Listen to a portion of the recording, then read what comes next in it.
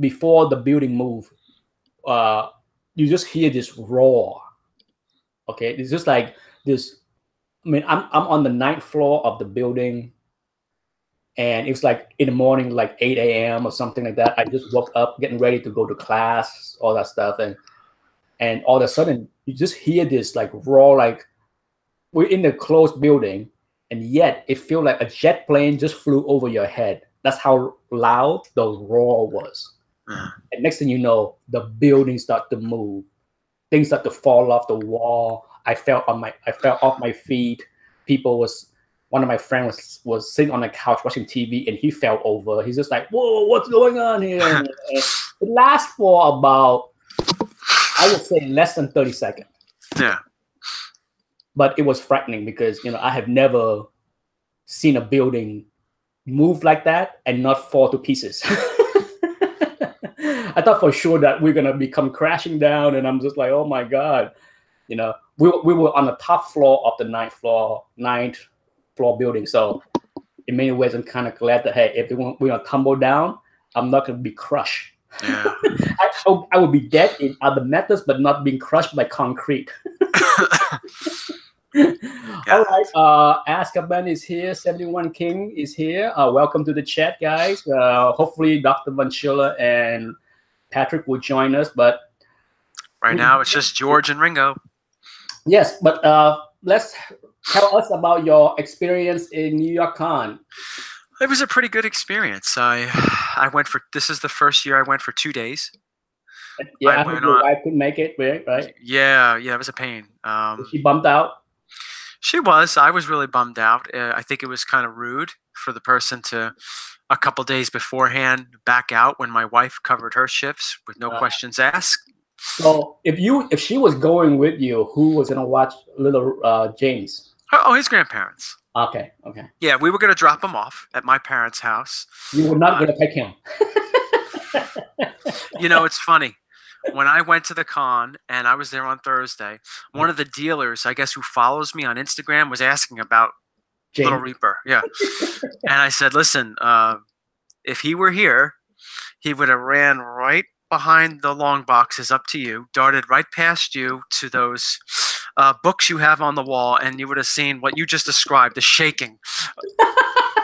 If I was in the middle of a con and I'm like, oh my God, where's James? You look somewhere in the distance, you see someone's wall starting to shake. I'm like, I found him.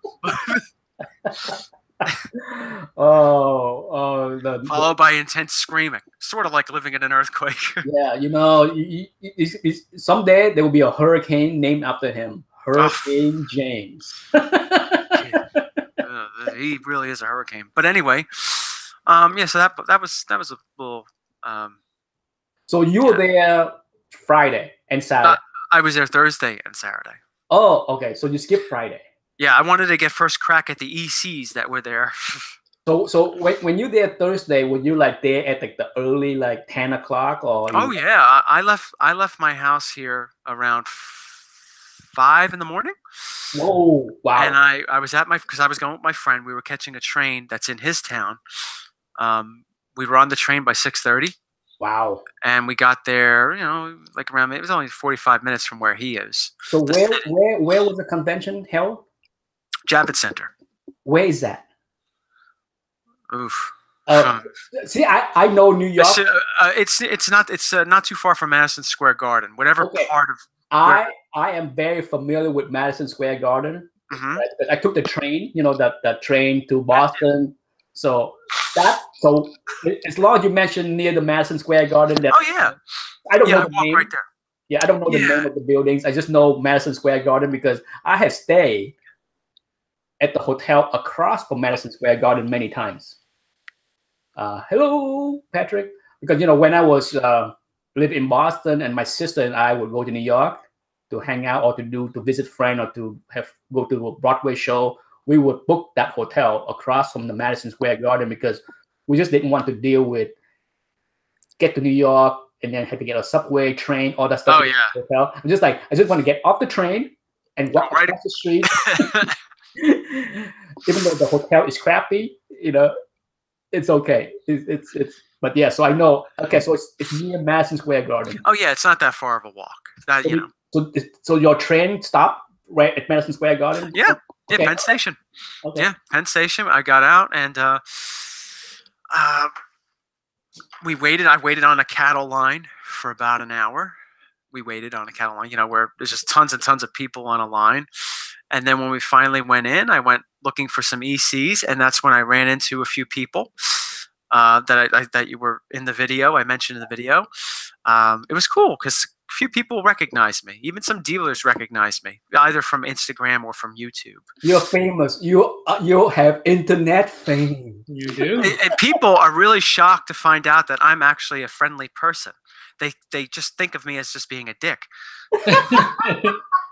That's mostly because that's how I promote you on my channel. Oh, they have not met ETA Nick in person yet. There'd be an opposite reaction. Oh my God, you are smaller and shorter in person, and you are a bigger a-hole. Yeah, I thought you were such a nice person, Nick. And then when I met you, I'm like, Jesus. Jesus, that little man complex. Oh my God. But when I was there, I went to a couple good dealers, and I bought a book, as I said in the video, from Mr. Happy. I think we all know who I'm talking about. But yeah, he was good. You know, he's his typical self. His son seems to be friendlier than he is. Because he knows he's going to inherit all those books. he's got to put a smile on his face. Yeah. But they didn't have as many ECs as I wanted. I went there looking for, I thought I would run into at least one of them that I wanted because it's a classic cover. I don't think it's that hard to find. I thought I would have found it. Vault 35, the Christmas cover. Oh. That's one of the more common ones, I think. Yeah? You know what it is? I think that's one, too, that people aren't in the EC still collect because it's Christmas. Yeah, maybe. But I thought I would have ran into that one, and it was disappointing that I didn't. I wasn't expecting to run into some of the other ones. I would have liked to, but I wasn't surprised that I didn't run into the others. So, what was the best dealer there for you this trip? Like, which dealer was able to wow you the most with the books that you wanted? Ted? No, I didn't get anything from Ted. He didn't have anything. I like Ted. I like his supply. I liked his supply in Heroes Con. Yeah. But this one, the gentleman that I met, Tony Toth, he got quite a few nice books from Ted. But for what I was looking for, he didn't do it for me. So which dealer was able to supply you with your goodies? Dale Roberts. Dale. Good old. Did you go to Greg White? I did. I asked Mike to pick up something there for me. I don't know if he did. But he had some good stuff. But, you know. Reese there? Oh, yeah. He was there. Of course, he always has good stuff. Yeah. But, you know, nothing that I'm looking for. And I talked with, what's his name? Bob? No, Gator. Okay. Oh, yeah, Gator. Yeah, of course. I bet you Gator packed up all his goodies and if Gator was smart, and he's a smart man, he probably did not unpack from the trip. Oh, yeah. I would imagine. He was telling me that he was awaiting because this hurricane. He was nervous. Gator have a huge inventory that he bring. The last thing I would do is unpack that truck and deal with the storm. I would take that truck and go right up north again. Yeah. Because I would not want to deal with that. So I'm guessing Gator probably would have closed his shop and drove. Well, evacuation for all those that sent me emails and posts and messages. Thank you for the concern. Luckily, we got just wind and rain, nothing major. I mean, gusts. I mean, nothing bad, nothing yet. And I'm sure we'll get more rain in the next day or two. But other than that, we are far, far, far away. But Gator is right in the eye of the storm as far as the Panama City. That's where his shop is. So my guess is he would pack up everything and, keep everything on the truck. And drive back to somewhere. If that was him, I would just drive west to CGC instead of up north, because the storm go up north, right? Why bother go that way? Go west. That's what I would do. But he was telling me he was nervous about the upcoming hurricane. Yeah. So But, did you talk to Bob Storm? No, he believe it or not, he didn't pick his head up from his book, from his notebook. You know, it's odd. But no, he was there. But I did see him go over to Dale Roberts, and I saw a personality come out. He was laughing, fooling around with him, teasing his son, saying his son's sitting on the job and all that stuff, and you know. But I saw a bit of a personality there. But I also went to CGC and I dropped off 3 books for express grading and pressing. Ooh. So Express.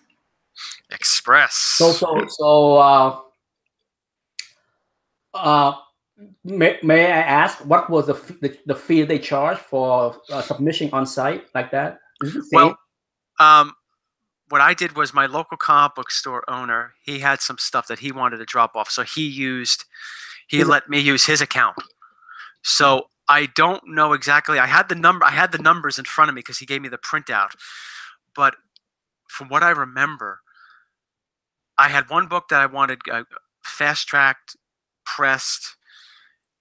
That cost me a little under $100. Just a little. I mean, I'm not talking $35.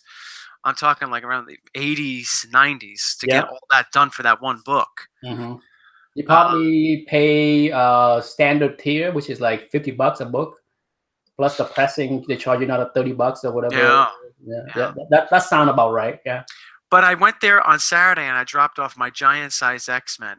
It was slabbed already, but one of the pegs in the corner was snapped off. Okay. So yes. So that cost me a grand total with shipping and everything $34. Okay. Yeah.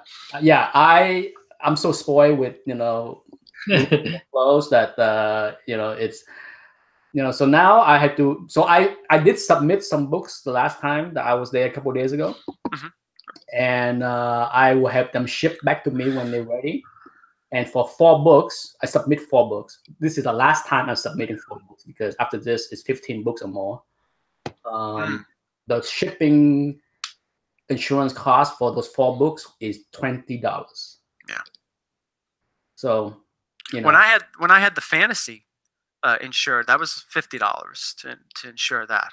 Obviously, that's no big deal, obviously, to insure that. But I'm just saying, like, when you get into that higher value books and you don't want to just, you have to record when you go to the post office and see if they say, this address is like 20 minutes from your house. You sure you want to ship this? It's the end of the era for me. So I talked with, do you remember who you talked to at the convention at CGC?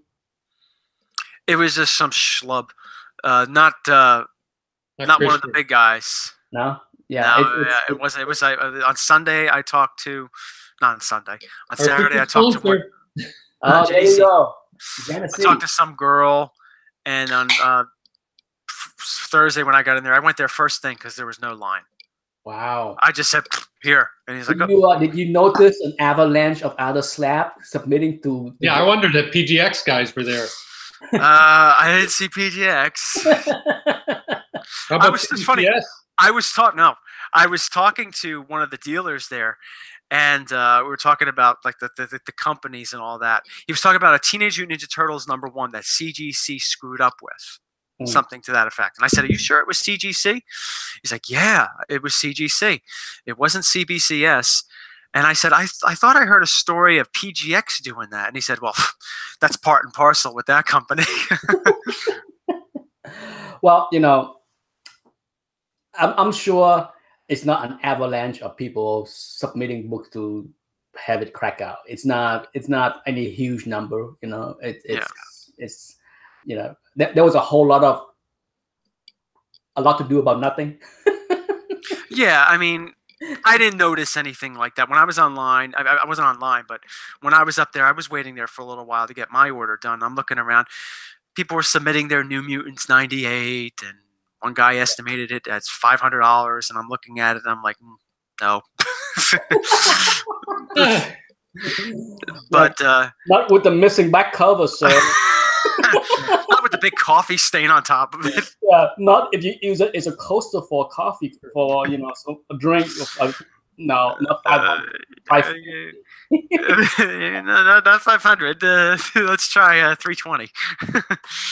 Papa Rizzo is here. Dead Clone is here. Scott Fall is here. Lot Hetman is here. Hello. Nerd Vision as well. Scott is here as well. Whole lot of people. 35 people already. Well, like I said, I always like to hear a story from the con.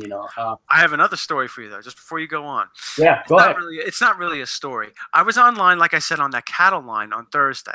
So after about 45 minutes, my back is hurting because it's the concrete floors and all that. So on Saturday, when I went to stand on that same line, I said, you know what? I'm just going to sit down for a while, rest my back up. Mm-hmm. And it was a good idea for my back. Unfortunately, it wasn't a very good idea for my nose. Oh. Because I got a whiff of a lot of people, and I don't know if they necessarily wipe or whatever the problem is. But I remember I'm like, oh, my God. If my back doesn't kill me, my stomach will. Yeah. You were at the level of gas.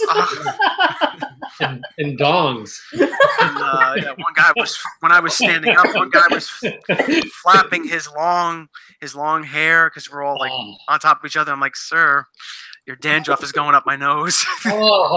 Oh my God, that's funny. That's very funny, Anthony. That's hilarious. And that story didn't make the video, but next time if you do sit on the floor, just get one of those Glade things that you open up and hang around your neck. It's like like Saw. Was Stan at this convention? I don't think so. Okay, I think Stan is basically done. Yeah, I think he is. I think he got CGC'd last week. I think his day of traveling to con is over. He's all sealed up. Yeah, he's got a 1.8. It's the last signature. It's just him. Yeah, he turned into beef jerky. Still might sign privately, whatever company. But I think the day that they brought Stan to a convention and let people see how poorly he is, it's over. Because the last few times I heard people saw him at the con was really bad. Yeah. And I'm just like, why drag the poor man out there? He's done. Let him enjoy his last few months or years. And I wonder though if the studio, if they're like, they brought him for one day and put him in a bunch of different outfits and filmed everything they need for the next 15 years of movie. He only wears one outfit, like Neil Adams. well, yeah, I mean in person, but in the movies he's played everybody. I don't know. He was the mailman in another. I mean, he's always.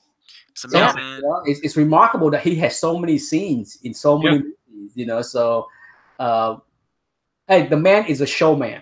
He is. Okay? He's a showman because modern day P.T. Barnum. Yeah, he is the modern day T.P. Barnum because step right up, see my freaks. There's a whole line of them. It's like him or hate him, you had to admire that trait of his personality. Yeah. Because, he was the best salesman for Marvel. Oh yeah.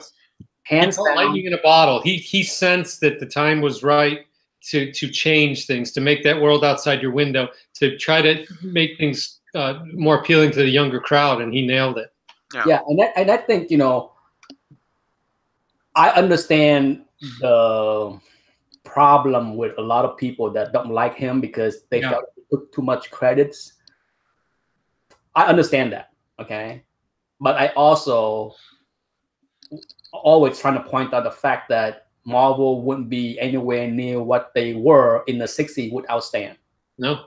Because if anything, anyone has proven is when they leave Stan's side and do things on their own, it wasn't as good. Yeah.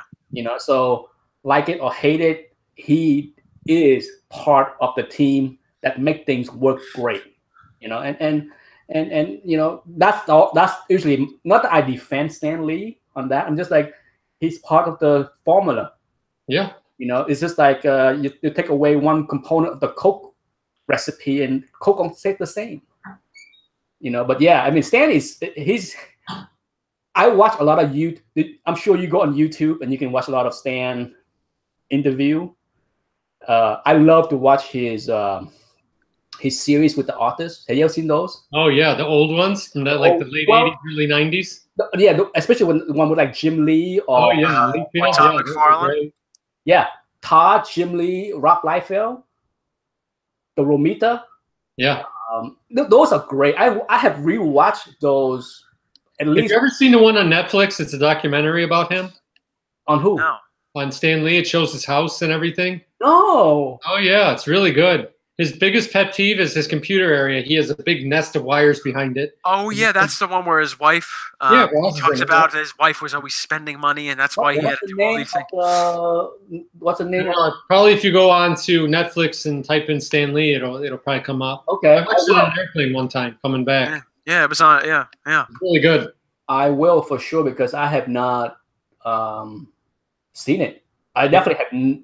I can't recall if I have even seen his wife in an interview. I may have seen it once, but it's been a while. But I do. I watch all the documentary, even all the stuff with Neil Adams and Danny O'Neill. One of the funny one. Did you guys ever see the one where Stan Lee and Bob Kane? No. Oh man, that Bob Kane and Stan Lee had like a hangout. Oh. And you really see Bob Kane's personality. Oh, I heard he was a dick. Oh yeah. Oh, he sounded like one of the biggest A. Did you ever see the Steranko interview that he gave on Bob Kane? Yeah. Bob Kane sort of slapped him or something. Then Steranko went down and pretty much to slap him back. But yeah, there was an interview. Well, not an interview, but it's like a lunch hangout between Bob Kane and Stan, and they banter how because they're very different in their approach, and Bob just came across horrible as a person as far as being greedy. If people thought that Stan Lee stole all the credits, listen to Bob Kane in that interview, and you'll be like, wow. Totally. Bill Finger got screwed in that whole deal. This guy, no, Stan Lee at least did not have Steve Ditko say, by Stan Lee only. Bob Kane would tell everybody, done by Bob Kane. Yes. Okay, I don't care who draw, who write, it's by Bob Kane. Oh my God. But listen to him talk and the way he bragging about that kind of stuff. You're just like, oh my God. You're just like, your stomach would be churning. It's just like, ugh. Yeah, so it's pretty ugly. So I'm glad. One of these days, hopefully I can attend a convention. Not sure when. I think HeroesCon's the one for you. Which one? HeroesCon in Charlotte. Is it what time will HeroesCon be next year? Middle of June again. Let me check the schedule here. It's like Father's Day weekend usually. Next year, I think I can go because my wife would not have. You can speak more of this, but don't you think it's the perfect mix of you got a little bit of cosplay, you got comics, you have a lot of creators there, the panels are great, and the crowds aren't so bad. I'm planning to go again. Because I'm just judging by the Steranko line. There was only 20 people in it at any given point. You could generally get in and see people. I saw a panel on Chris with Chris Claremont and Bob McLeod, and I stayed out in the hallway and I talked to both of them. Okay, HeroesCon, June 14, 15, and 16, 2019. Yep. Okay, I will put that in my calendar, and I know my wife will not be on a cruise that weekend like she did last year or this year. Well, last year we brought the wives came, so. Yeah, last year my wife was on a cruise that exact weekend. Oh yeah, that's right. And Anthony was with me and he didn't want to go. And plus, well, that was not he was willing to go. Anthony was like, okay, if I have to go, I will go. But then I had that big project that came in and I couldn't do anything. But this year, my wife is going on a cruise in May. Okay. With her twin sister. She's going on a cruise. It's their birthday. It's their 49th birthday party. Are they gonna pull switcheroo on you? Oh, God. So she will be around. So if you're going to go with us, then we all go as a family to HeroCon. My wife enjoyed going to the con, so she would go if she's around. So yeah, we will definitely try to make it this year. Let's see. We have Bianchi in the house. The model vote. Simon Comic is here as well as. Yeah, we saw Bianchi down in Charlotte. Remember? Yeah, absolutely. Yes, Legion Trooper is here as well. Where do you guys prefer to sell your comics? Good question, Legion. Anywhere where there's money. Actually, speaking of that, I will be at a very small first year. They're going to try to do a con. It's at one of the shops I go to this weekend on Sunday. They call it West Side Con. He's going to have a barbecue grill out and hot dogs and tents. And it's a main store. And then Mike and I are going to have a table, and a few other local dealers are going to have a table. And we're just going to set up. And it's kind of the last nice day of fall. So last day of fall. So when is that? October? Well, it's been in the 80s all week here. Oh. It's Sunday. So are you bringing like a long box, a short box, a couple of slab cases? I'll bring all my slabs, and then I have probably 3 boxes, short boxes of really good silver and early bronze that I'll bring. Okay. Yeah, Mike built 2 really nice tables that he had set up at the Flower City Con here. So we set those up again. To answer the question in the chat room, where do I prefer to sell my books? To be honest with you, I prefer to sell my books with Bob Storm. Okay, the dealer. I started to sell stuff with him for about 2 years now. Thank you, Scott, in the chat room if he's still here. My buddy Scott, who got me onto YouTube 6 years ago. Bob has a really loyal following of people. Yeah, so Scott sold consigned a lot of stuff with Bob for years and years and years, and he finally told me to do it. I can't remember why I never done it before, because I bought from Bob way back in 2008, all the way through to like I think even 2 years ago I bought something from him. So I've been buying here and there from Bob for almost a decade. But then 2 years ago I decided that instead of like dealing with other people, I'd rather just list my books on Bob, and Bob has a very loyal clientele that willing to pay fair, if not premium, for some books that are good. So I have sold more books through him than eBay. Okay, so now the reason why I prefer that, I'm not a big fan of auction. So other people love auction. I can tell you a lot of people love auction because they like the gambling thing. They like to see, the price jump, and they could, I'm not that kind of seller. Neither. I never sell auction. Yeah, and I don't even like to. I used to consign a lot with Comic Link, a lot. Okay, you're talking 50, 60 slabs at a time. I used to do that. I don't do that anymore. Why? Because they have so many listings. If I send 50 books up there, it might take 6 auctions to get rid of all of them because there are so many duplicates.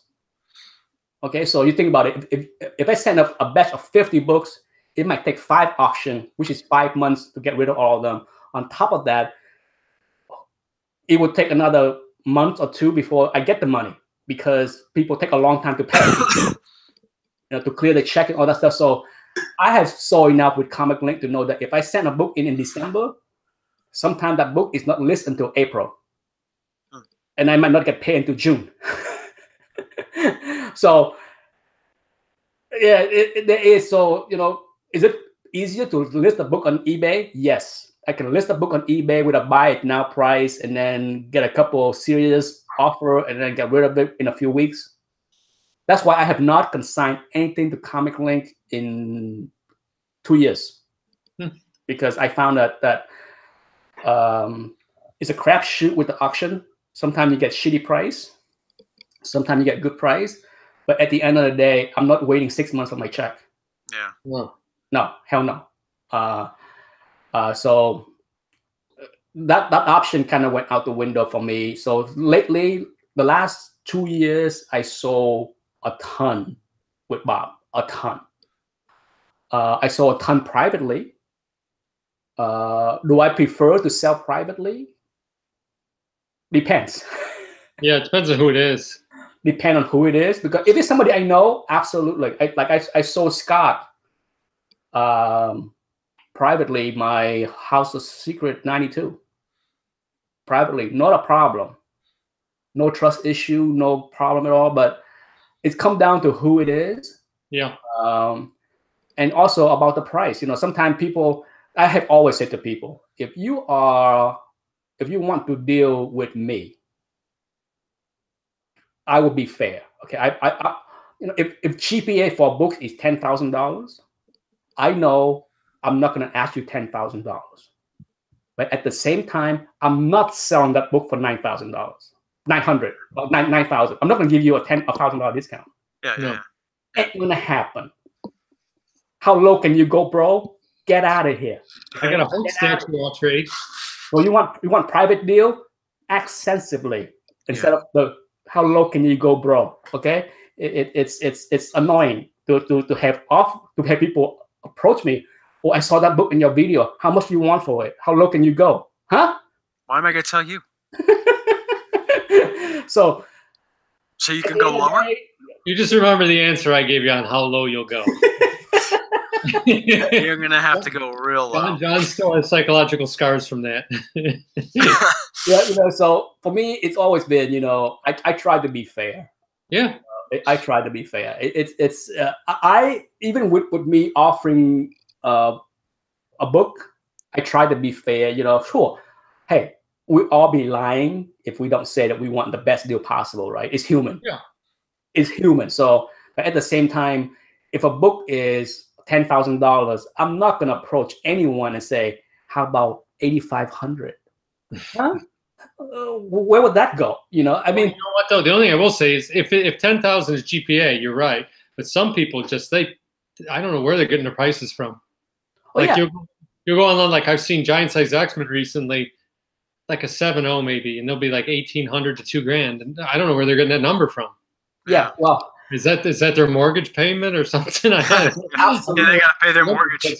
That book's nowhere near that price in that grade, so then I will lowball somebody and offer. Yeah, but it's nothing.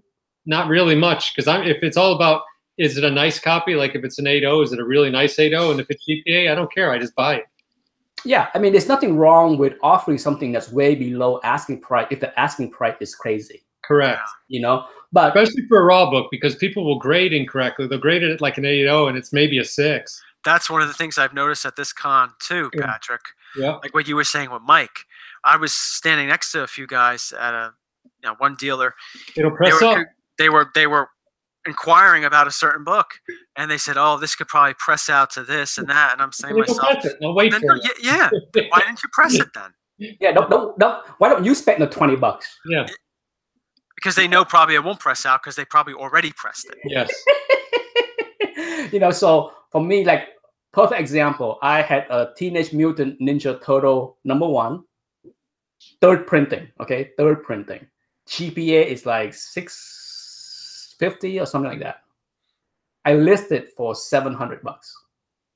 I got an offer for $350. Are you serious? Are you serious? They are serious. Yeah. I use auto decline now on all of mine. Yeah. I mean, I'm like, if you start at 500, maybe I will walk you up to 600 and get it done. But 350? What land? You can't even get a 9.4 copy for that price. What kind of nonsense is that? It's like I said, people throw in some numbers and they just like, this is what I can afford. Yeah, that's not the point. What you can afford is not what the price is. It's not in your budget. I always look up whoever's offering me, and if I see they have like 100 comics for sale, and sometimes the same book that they're bidding on with me, they're just a flipper. Yeah, I do the same thing. I just ignore them. Then I just decline. I don't give them any verbiage back. I just decline. Well, I mean, I sold something recently on eBay, and I always try, like you, Nick. I'm always fair. And you can work with me. I understand what it means, when you want a book and all that stuff. So I usually list it at something fair, but I still do a best offer. I'm willing to entertain. One guy offered me, I listed something for $375. Mm-hmm. One guy offered me $250. Mm-hmm. So I came back, well, let's do $325. And he's like, no, I think I'm going to stick with $250 because, blah, blah, blah, blah, blah. And I just went, declined. Then he immediately sent another offer of $275, declined, and someone bought it for $375. Yep. I knew I didn't have to go that low because that book will sell. Yeah. Whether it sells today or whether it sells next week or 30 days from now, it will sell. Yeah, I listed a total of, I would say, 15 to 20 slabs on eBay this year. Mm-hmm. I sold all but one. And some of them went at asking price without even best offer. Like people just like, bang, I don't even care. And then the most that I went below my desire was like maybe $10. Like I'm not gonna lose a deal because let's say I want 300 for a book, right? I listed for 350 and I'm willing to sell for 300 and someone come in at 290. I'm like, okay, let's do it. So within a range of reasonable, just like selling a house or buying a house, I'm not gonna lose a $300,000 house over $5,000 differences. Right. You know, it'd be stupid to like, I want to buy the house for 300. You're not willing to go down to 295 or whatever it is. I'm not. No. What's up with these guys too? Lately on slabbed books, they want $50 shipping. What are they hiring a guy to drive it? Yeah, I don't know where that's coming from. I can ship from here in Western New York all the way to Hawaii. I sent a book and it was $11. So and that's in it's 2-day air, well packaged in the priority box. Yeah. So I don't know where some people are getting those. I'm sure they're getting off on $50 on like a $200 book or $300 book. But it might be. If you sell a book for $1,000, don't you think you should just send it for free? Some people don't. I don't know. If someone spends more than $1,000, I send it for free.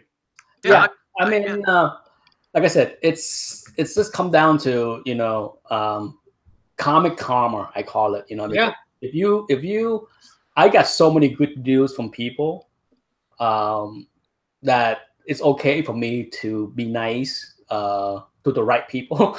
Yeah. At the end of the day, it's like, I don't need to squeeze. I have always approached this hobby with, I don't need to sell at the highest possible price because I would like the other person to feel like they got a deal as well as they can make money. I mean, I don't have any regrets. Okay, if I sell books for 3,000 and then it go to 5,000, I don't sit there and say, "Oh man, I got screwed. That guy stole that book from me." I don't. All those 300s that I sold, the Spider-Man 300 9/8, I sold them all. And I'm sure they're probably getting more than they paid me for them. But like my biggest walk away, the first time where I sell something like too early was Iron Man 55. Oh yeah, right. I bought a book, beautiful book. I didn't know it was gonna be a 9/8. It turned out to be a 9/8. Of course, I did not see the movie. I did not buy the hype. I did not know anything. Now somebody. Here's a funny story. Somebody from the UK, I guess they saw the movie before we did. For those that know the history of the Avenger movie, the Avenger movie came out in the UK before the US. Okay, so somebody saw Thanos, and on the CGC forum, somebody approached me and said, I was asking, I had it for sales, okay? I was asking 1,900. What grade was it, Nick? 9/8. Okay, that book is 3 times the price now, okay? But I asked 1,900. A person from the UK must have seen the movie, contact me and say, "Oh, the centering is kind of crappy in that one. How about 1,700?" He know damn well the book was going to be blow up, right? But he tried to squeeze. He trying to be cheap and stupid.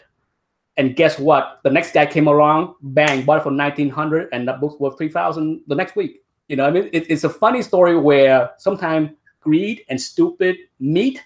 There you go. It's just like, often.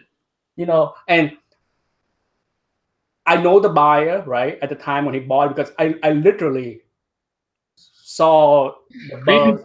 Greed intersect at Douchebag Boulevard. I saw the buzz, and it's too late for me to withdraw the sales and say, "Oh, I'm not going to sell you that book now because Thanos is in the movie." So I had no problem selling to him, and and that book is going to be like, it went to like 3,200 right away, and then 4,000 or whatever it was, and it's not a big deal because I paid like $200 for that book. So I'm not going to sit there and it's like, oh, I only make 1,600. Oh, it's at some point you just can't make the most of everything. And that's how I approach selling. I don't really, I don't regret selling something and see it go higher, because a lot of time I sell something, use that money to buy something else that even appreciate even more. Yeah, I agree. Yeah. So I'm not sitting here like, man, like perfect example. Like I sold The House of Secret 92. I sold all 3 copies I had last year, right? Well, last year I had 3 copies, and I guarantee you all 3 copies would have I could have get $3,000 more on all 3 copies each. Well, each I would make like $1,000 more easily on each one, because I have an 8, 8.5, and 9.2, right? So I could easily get $5,000 for that 9.2 instead of $3,000. But I use that money, guess what? To buy the collection of X-Men and Spider-Man I got. So is that so bad? No, not at all.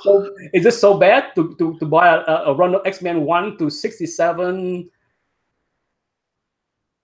So same thing, a run of Spider-Man from 1 to 6. It's insane. Good karma, okay? You just don't sit there and stew over like lost profit. Oh, I didn't make enough money here. No, that's the name of the game. You sell something, use the money to put back into the hobby and make more money. Yep. Get more books. Well, if you have any question, go ahead and bring it up. We are 7:42. Fast. Yeah. I had one question, which is not a big deal, but I can bring it up if you guys don't have anything else to add. One person asked me about how do I feel about thumbs down. You love them. And in all honesty, this is my honest answer. I explained this to my wife and son a couple of weeks ago. Actually, I said, when I was younger, when I was 16 years old, 17, 18, 25, if somebody tell me I was short, I was offended and hurt. That's human, okay? Because I was fragile back then. When I'm 16 years old and somebody said, you are short, man, I feel insulted. I got hurt in my feeling. I heard that, but by the time I'm 51 now, 52 soon, I don't care. Okay? Same thing with thumbs down. When I first joined YouTube, the first year, when I get the thumbs down, I'm just like, oh my God, what did I do wrong? Why don't people love me? Actually, I was happy the first time I got one. And the longer I am on YouTube, the less I care. I mean, do I like thumbs down? Who does? But at the same time, it doesn't bother me. It's just I laugh at it because I think it's kind of funny how some people have passive aggressive behavior in this community, that they feel a need to subscribe to me in order to get that notification. Oh, they click on that bell for sure. Oh yeah, I mean, I can imagine these guys with the phone. For the first thumbs down, that's a big bag. I mean, they get the phone on vibrating. Oh, they give that thumbs down and they got to run to the men's room to snap. No. They get the phone in the front pocket, so it vibrates. So they get a little extra, sensation. Yeah. Ooh, I get a little vibration. Oh, this makes me feel so good. Ooh, it vibrates so good. And just like the real thing, once it's done, it's over too quickly. And then they got so I chuckle more about the reason why people need to do it, more so than does it bother me. It's out of my control. Okay, I got at this point of my YouTube life, I average 80 to 100 thumbs down a month. Yeah, that many. So it's not a big deal anymore. Sure, 6 years ago, 3 thumbs downs a week. Oh my God, who can do this to me? But now I'm just like, yeah, I know who it is. What can we do? You know, Yeah, I think we all know. Yeah, we all know who it is. You know, but that's my answer. My answer is the thumbs down are there for everyone to say. If I was bothered by it, I would turn off the thumbs down, thumbs up options and not see it. You know, but it's not a big deal. It's not. It's not. You know, and my advice to people that want to do videos like this is, if you want to jump in the community and do it, don't worry about the thumbs down.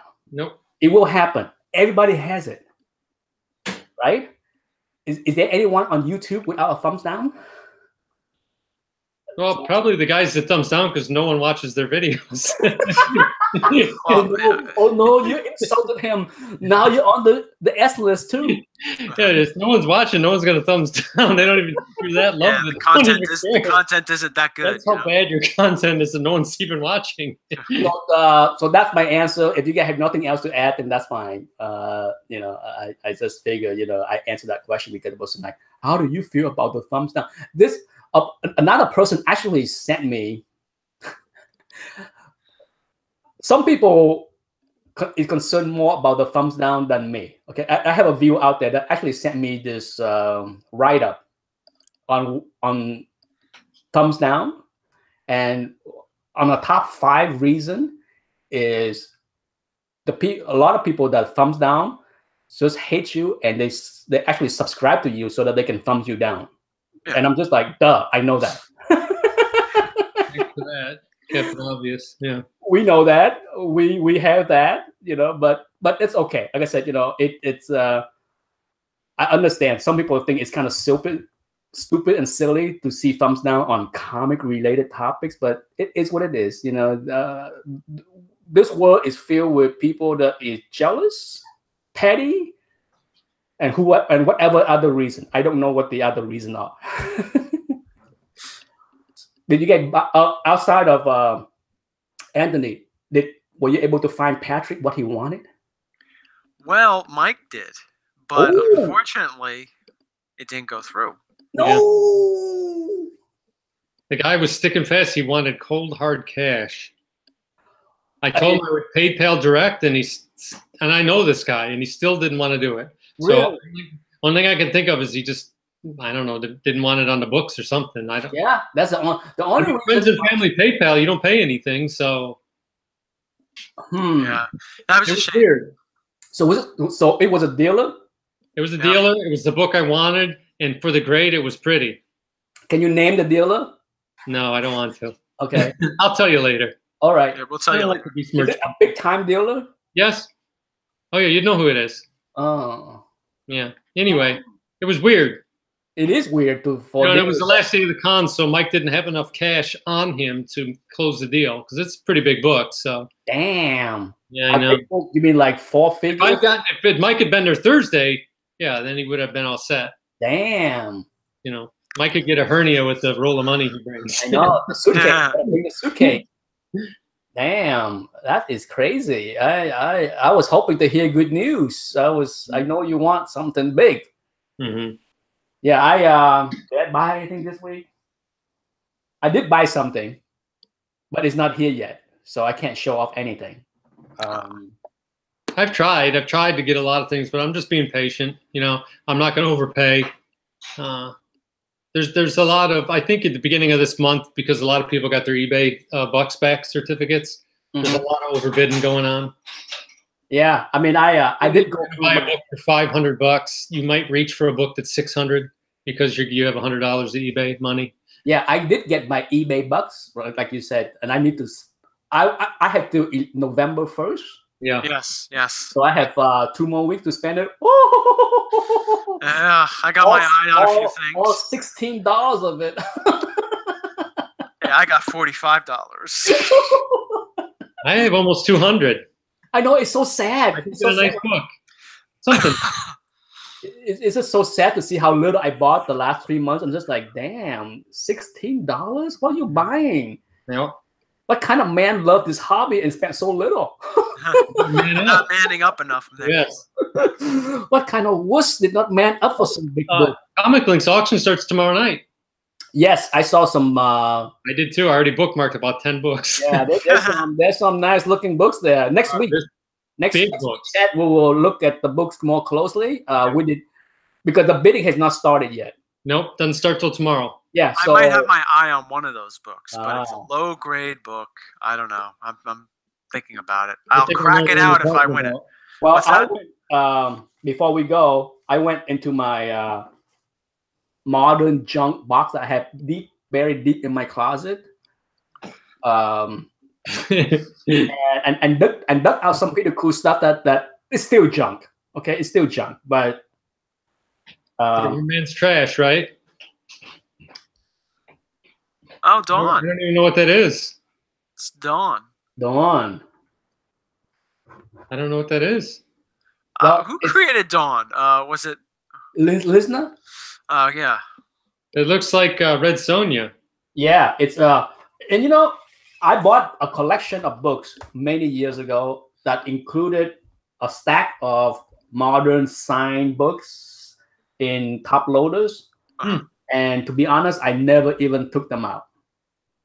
And the only reason I dug through my closet to find these books was when I saw a few months ago that artist von Sciver, Ian von Sciver quit DC, and he did his own books again, and his own book was something Frog.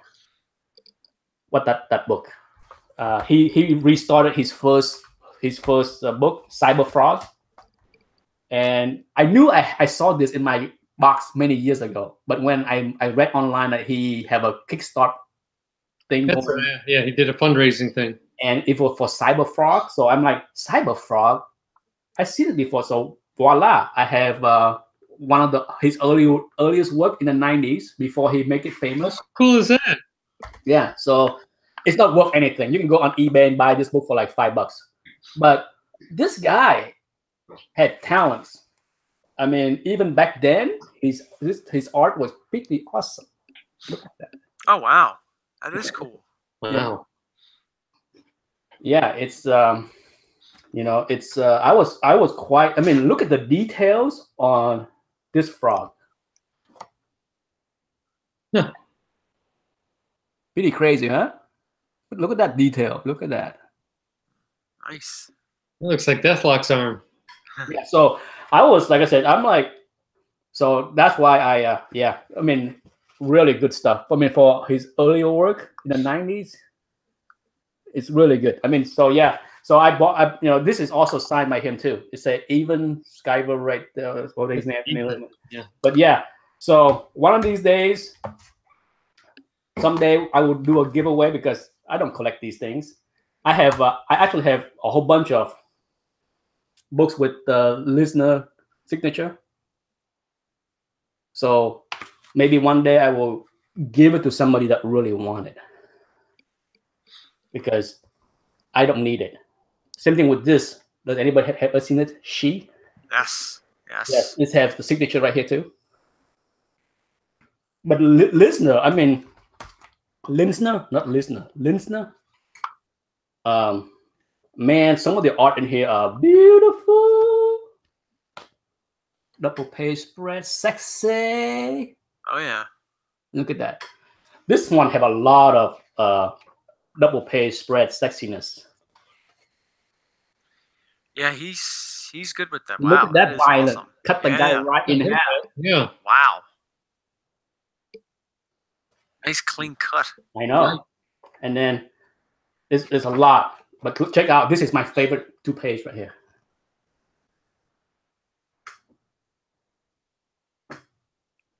Very nice. Yeah, look at that. Look at how sexy that is. Ooh la la. Flash page. Oh la la. Ooh la la. Where's Dr. Von Schiller? He'd be like, Lord have mercy. So yeah, so I dug through the closet. It was very deep. For those that remember my closet where I did my man cave makeover, it was stack of. That's a new series. Enter Nick's closet. Yeah. If you dare. If you dare, indeed. But yeah, it's so So yes, one of these days, maybe next year, I will do a giveaway and give away these signed listener book. I got like 4 of them.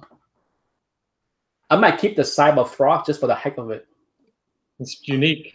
Yeah, but yeah, it's other than that, nothing else to show. I have nothing, nada, zippo. Anybody see the Venom movie? No, I did not. I could not convince Anthony to go see it last weekend. He's just like, no. I convinced myself to go see it. I might still go see it next week by myself if I have to. I want to see it because I heard, hey, you know, I see just about every superhero movies and TV shows, so I'm not gonna say no to this one. I just did not go the first weekend, but yeah, I think it might be one of those movies. It's an unintentional comedy. Yeah, so I will go see it maybe this weekend.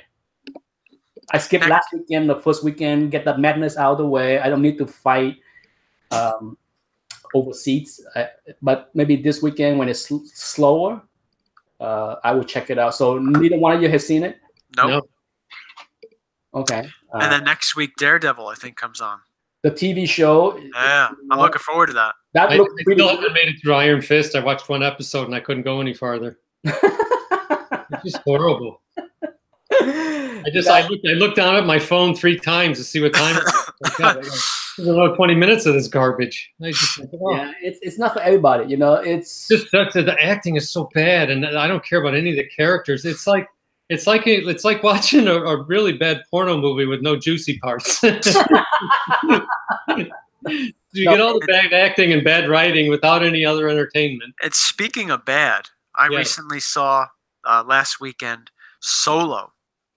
Oh, you didn't like that? Oh my God!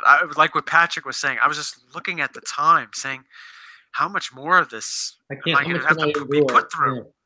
Yeah. There was only one cool scene in that movie. Which one? It's at the end. The train. Yeah, right. Yeah. The robbing the train. No.